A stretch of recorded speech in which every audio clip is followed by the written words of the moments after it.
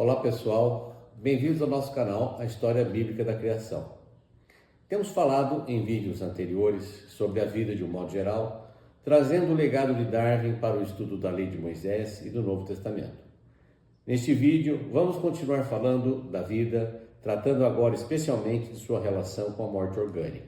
Vimos em vídeos anteriores que a natureza nos parece brilhante e jubilosa quando em situação de superabundância de alimentos. Então, não vemos ou não passa pela ideia que as aves cantando alegremente ao nosso redor vivem geralmente de insetos ou de sementes e que assim estão constantemente destruindo a vida. Ou comumente nos esquecemos de como é frequente serem estes pássaros e também seus ovos e filhotes destruídos pelos animais predadores. E ao falar da seleção natural, Darwin é ainda mais enfático, escrevendo que a seleção natural atua em termos de vida e morte, preservando os indivíduos dotados de alguma variação favorável e destruindo os que adquiriram qualquer desvio estrutural desfavorável. Ou ainda que a verdadeira importância do grande número de ovos e sementes, porém, é de compensar a grande destruição, morte, que se abate sobre a espécie em algum período da vida de seus indivíduos, e esse período, na grande maioria das vezes, ocorre cedo.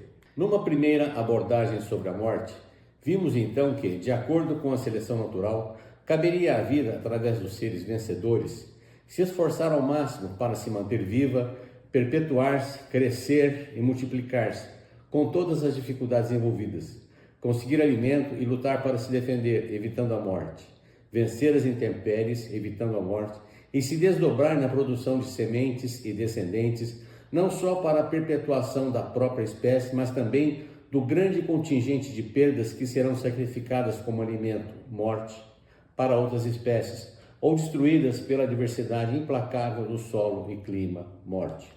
E para isso, os seres vencedores ou aprovados pela seleção natural precisam serem aptos o bastante para manterem-se vivos e buscar alimentos, capazes o suficiente para gerar e criar descendentes aprovados no embate com as adversidades, e fortes o necessário para produzirem um enorme contingente de seres que se perderão na morte, seja pela destruição de ovos e sementes, ou dos descendentes mais fracos que, reprovados pela seleção natural, se tornarão alimentos para outras espécies, ou dizimados pela inhospitalidade do solo e clima.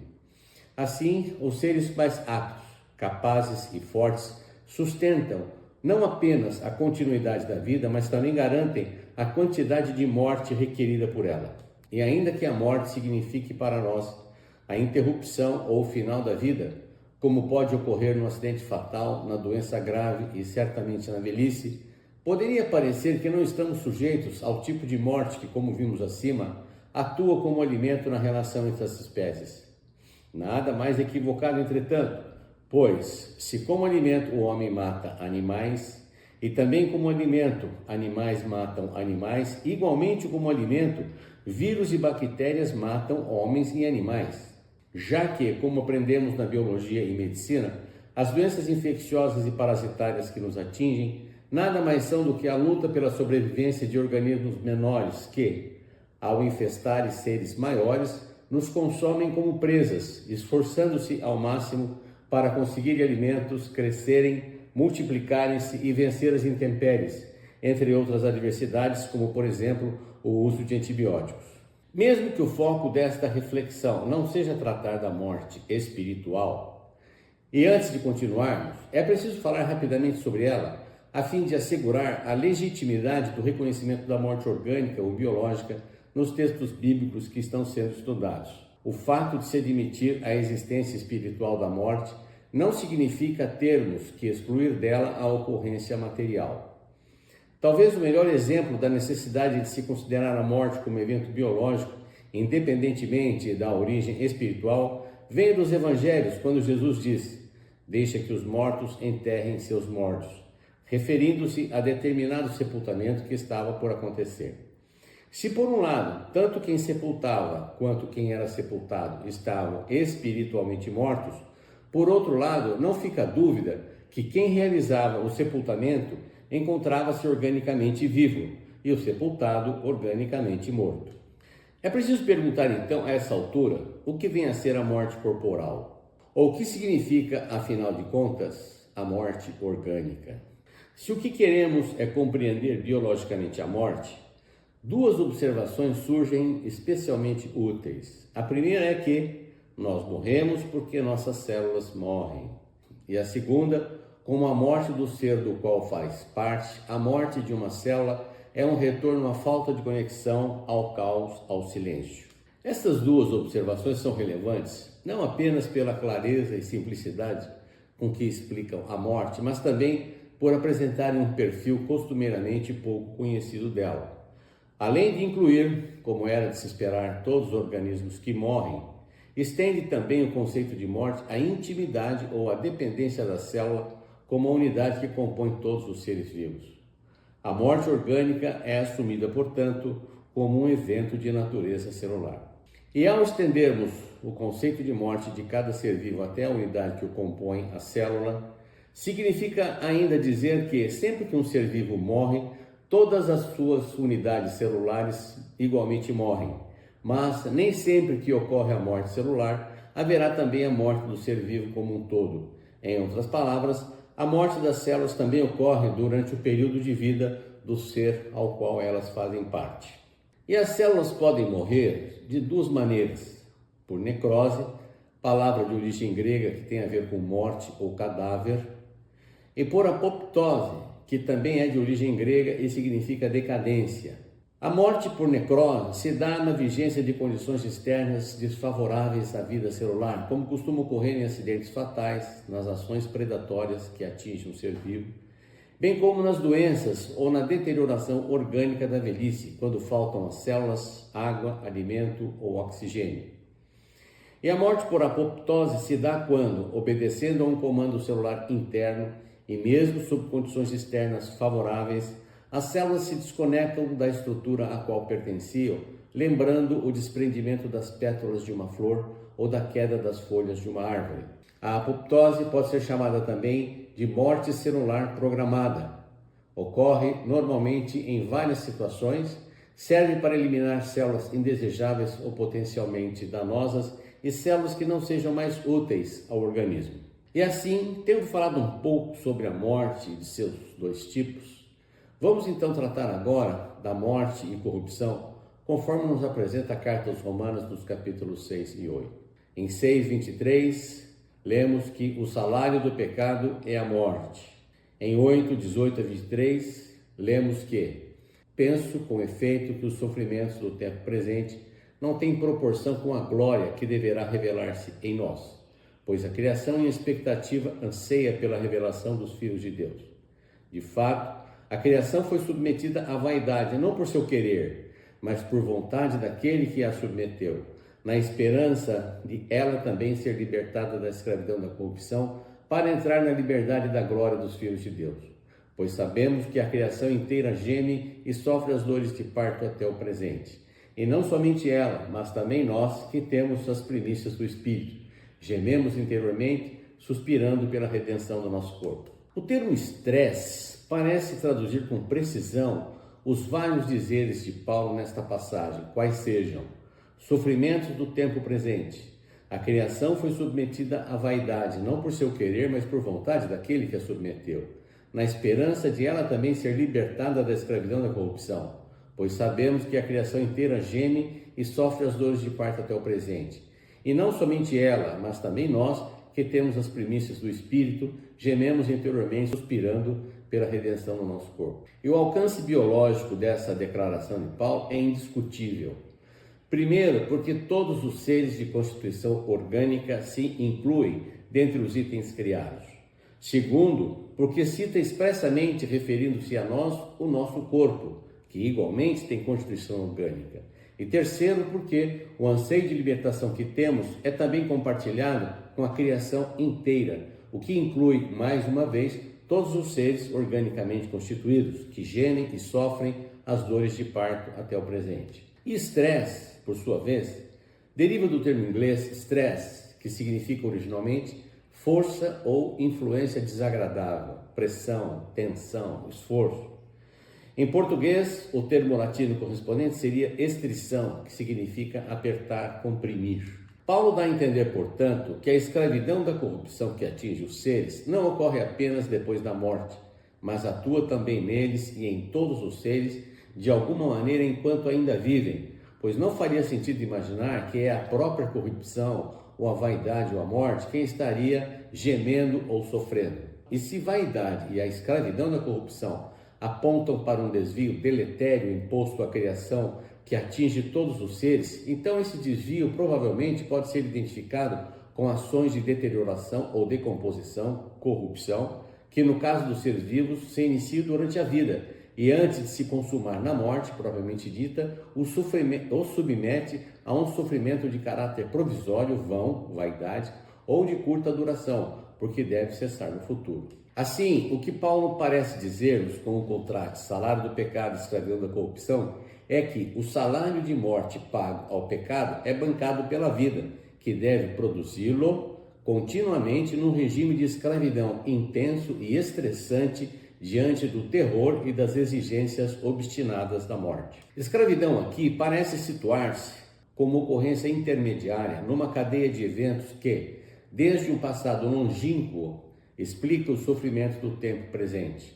O pecado e, a partir dele, a morte submetem a criação à vaidade e à corrupção, que, por sua vez, se associam à escravidão, que faz gemer todos os seres, e por causa desse sofrimento, a criação inteira permanece na expectativa da libertação. Ou seja, produzimos durante toda a nossa existência uma enormidade de células que serão descartadas continuamente pela morte, numa ação de decadência tal como a queda das folhas de uma árvore. Nossas células morrem por apoptose dia e noite, e para nos mantermos vivos temos que produzi-las novamente num ritmo absurdo e incessante, repondo-as a fim de manter vivas nossas funções corporais. Interessante ver que tanto a nova versão internacional quanto a nova versão transformadora associam o termo escravidão ao termo decadência, no lugar de corrupção, tal como a biologia qualifica a morte celular que acontece durante a vida. Ou resumidamente, conforme encontramos nas 4 traduções abaixo. Na Bíblia de Jerusalém, escravidão da corrupção. Na Bíblia do Almeida, cativeiro da corrupção. Nova versão internacional, escravidão da decadência. E nova versão transformadora, decadência que a escraviza. Agora, de posse do conceito que leva à ação da morte e intimidade da célula, se poderá avaliar melhor a dimensão da corrupção que motivou Paulo a dizer: a criação inteira geme e sofre as dores de parto até o presente. E não somente ela, mas também nós. E essa sequência utilizada por Paulo, mencionando a criação antes de nós, pode facilitar a verificação do tamanho da tarefa que cabe à vida ao ter de vencer a corrupção que está submetida para se manter viva e ainda prover o montante do salário de morte que deve produzir. De um modo geral, como temos visto até aqui, a seleção natural resulta de 2 frentes de atuação.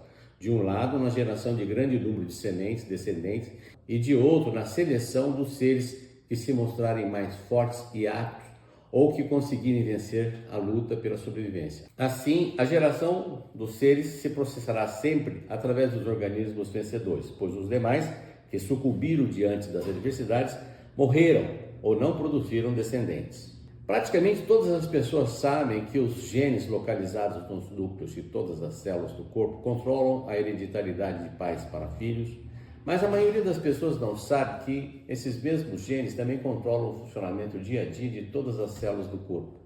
Cada gene é um ácido nucleico chamado ácido desoxirribonucleico. E o que devem fazer os seres vencedores mais fortes e aptos no encargo de preservar a vida? Acima de tudo, garantir a segurança do material genético que carrega dentro de si, no interior de cada célula, responsável pelo comando e orientação dos mecanismos que ordenam a vida. De que forma? Provendo as melhores condições para a reprodução celular, a fim de atender às demandas corporais da existência. E para isso precisam ser aptos o bastante para manter-se vivo e buscar alimentos, capazes o suficiente para gerar e criar descendentes aprovados pela seleção natural, e fortes o necessário para produzir o enorme contingente de seres que se perderão na morte, seja pela destruição de ovos e sementes, ou então por descendentes mais fracos, que, reprovados como guardiães do material genético que comanda a vida se tornarão alimentos para outras espécies ou ainda serão dizimados pela inhospitalidade do solo e clima. Relacionando agora o que se viu acima com eventos do nosso próprio corpo, se poderá avaliar melhor a dimensão da corrupção a que estamos submetidos. Dioturnamente, temos que enfrentar o alto consumo celular provocado pela presença avassaladora da morte nesse regime em que a vida deve se esforçar ao máximo para crescer e multiplicar-se, conseguir alimento e lutar para se defender, vencer as intempéries e se desdobrar na produção de descendentes, que perpetuarão a própria espécie, alimentarão outras espécies ou serão destruídas pelo consumo implacável da adversidade do solo e clima. De fato, nosso enfrentamento com a morte é muito anterior ao embate com a doença, infecciosa ou não, a fatalidade de um acidente ou no extremo da velhice. E a fim de vencer a corrupção ostensiva da morte, temos que produzir continuamente e sem trégua todos os seres vivos, células dos mais variados tipos, que mais cedo ou mais tarde morrerão por apoptose ou necrose. Nosso corpo é constituído por mais de 100 trilhões de células e aproximadamente 50 rodadas de divisão celular são necessárias para produzir uma pessoa plenamente formada. Enquanto ainda estamos sendo formados, a morte por apoptose ou a destruição programada de células já se verifica no interior do útero materno, incluindo a implantação do óvulo fertilizado, organogênese, formação dos órgãos do feto, involução inerente ao desenvolvimento e metamorfose. A morte nos acompanha também depois que nascemos, durante toda a nossa existência, porque nossas células morrem continuamente no desempenho de suas funções ao intermediar para o corpo alimentação, proteção e defesa. E morrendo, serão lançadas para fora, no ambiente inanimado, ou serão recicladas dentro do corpo, como um dia o próprio corpo será reciclado em sua totalidade pelo solo e pelas plantas para prover nutrientes e oxigênio que nutrirão outras células ainda não nascidas. Sendo breve, nossas células do intestino, por exemplo, morrem, renovando-se a cada 5, 7 dias, e as do pâncreas em aproximadamente 50 dias. As células vivas que portamos na pele encontram-se enterradas sob várias camadas de células mortas. E nosso cérebro e a medula espinhal produzem milhões de células que nunca usarão, livrando-se das não escolhidas pela morte, por apoptose. Produzimos regularmente pelos, unhas e cabelos que serão lançados fora do corpo durante toda a vida, apesar do desgaste orgânico e das células que morrem para produzi-los. Na infância, toda a produção celular da primeira dentição é perdida para ser substituída por outra permanente próxima aos anos da adolescência. E a partir da adolescência, durante toda a vida adulta, tal como ocorre com os vegetais, o homem produz até 120 milhões de espermatozoides a cada dia, estimando-se que para cada 1,5 bilhão de espermatozoides móveis ejaculados, um único conseguirá chegar ao óvulo, perdendo-se inutilmente os demais. Com a mulher, também ocorre que ao nascer, o número total de folículos que irão produzir os óvulos nos 2 ovários é estimado em 2 bilhões. Porém, a maioria sofrerá atresia, um tipo de apoptose e morte, sendo que na época da puberdade restam cerca de 300 mil folículos. Essa apoptose e morte folicular ocorre durante toda a vida, terminando após a menopausa, quando os últimos folículos desaparecem. Como em geral apenas um ovócito é liberado pelos ovários a cada ciclo menstrual e a vida reprodutiva da mulher é cerca de 40 anos, o total de ovócitos liberados é de aproximadamente 450. E considerando que a mulher torna-se grávida apenas algumas vezes, para cada óvulo escolhido entre 40 e 50 óvulos, e considerando que a mulher torna-se grávida apenas algumas vezes, para cada óvulo escolhido entre 40 e 50 óvulos se perdem, produzidos em vão. E no preparo para a gravidez, o consumo orgânico da mulher é ainda maior. Se o óvulo não tiver sido fertilizado, o corpo lúteo no ovário involui sobejamente, e os hormônios ovarianos, estrogênios e progesterona, diminuem para níveis baixos de secreção, seguindo-se então a menstruação. Ou seja, todo mês o útero da mulher é preparado para gestar. E como a mulher não fica grávida todo mês, esse preparo se perde integralmente e sem qualquer outra utilidade é eliminado no sangue menstrual. E o que dizer por fim da replicação de nosso material genético DNA, que se reduplica alucinadamente, fazendo centenas de trilhões de cópias de si mesmo, um conjunto para cada célula do corpo, para garantir a transmissão de algumas cópias para a geração seguinte. E depois ele dirige a destruição de outras tantas centenas de trilhões de cópias e nós morremos. Depois de vencerem as adversidades do meio ambiente, depois de mostrarem-se capazes na preservação individual e aptos para a imensa produção celular de sementes, ovos e espermatozoides, requeridos perdulariamente pela morte na seleção natural, depois de mostrarem-se fortes para atender a demanda das células necessárias para a formação dos seres perdedores, sacrificados como alimento para outras espécies, e dos seres vencedores selecionados para preservarem a própria espécie, caberá aos escolhidos ainda mais. Terão eles também a tarefa de proverem no cuidado parental as melhores condições de vida àqueles que lhe descendem, enquanto ainda se encontram incapazes de buscar o próprio sustento ou garantir a própria defesa. Desta forma, a geração vigente se consome, envelhece e falece na criação da geração emergente, que se forma e fortalece a fim de enfrentar os desafios que lhe virão. Assim, a vida se mantém em meio ao sacrifício da própria vida. Na revelação da morte substitutiva do Velho Testamento, que vimos em Levítico, os animais sacrificados que pagavam o salário de morte cobrado da vida pelo pecado eram, dentre todos, aqueles mais fortes e aptos, já que deveriam ser perfeitamente rígidos, sem qualquer defeito visível ou doença aparente. Entretanto, se o Novo Testamento dirá, mais adiante, ser impossível que o sangue de touros e bodes elimine os pecados, qual seria a razão do sacrifício substitutivo? Ao apresentarem o custo da vida, os sacrifícios levíticos parecem falar ou instruir sobre a mesma condição que, legislando a vida e o Velho Testamento, alcança também a criação inteira, conforme nos dá a entender a carta aos Romanos. Paulo provavelmente se reporta a ela mais uma vez quando diz: alguém pagou um preço alto pelo vosso resgate, e a vigência desta lei vem atestada pelo próprio Salvador, que também a cumpriu, submetendo-se a ela ao dizer: isto é o meu corpo que é dado por vós. E assim terminamos de falar sobre a corrupção da morte que alcança todos os seres vivos a partir da exposição dos capítulos 6 e 8 da carta aos Romanos. No próximo vídeo, vamos voltar a falar dos dias, utilizando o que temos aprendido no estudo das células em biologia, desde quando foram descobertas na segunda metade do século 17. No próximo vídeo, vamos voltar a falar dos dias, utilizando o que temos aprendido no estudo das células em biologia, desde quando elas foram descobertas na segunda metade do século 17. Grande abraço a todos. Se você gostou desse vídeo, dê o seu like e compartilhe. Se inscreva no canal e ative o sininho para notificações de novos vídeos. E não se esqueça de registrar seu comentário. Que Deus nos abençoe.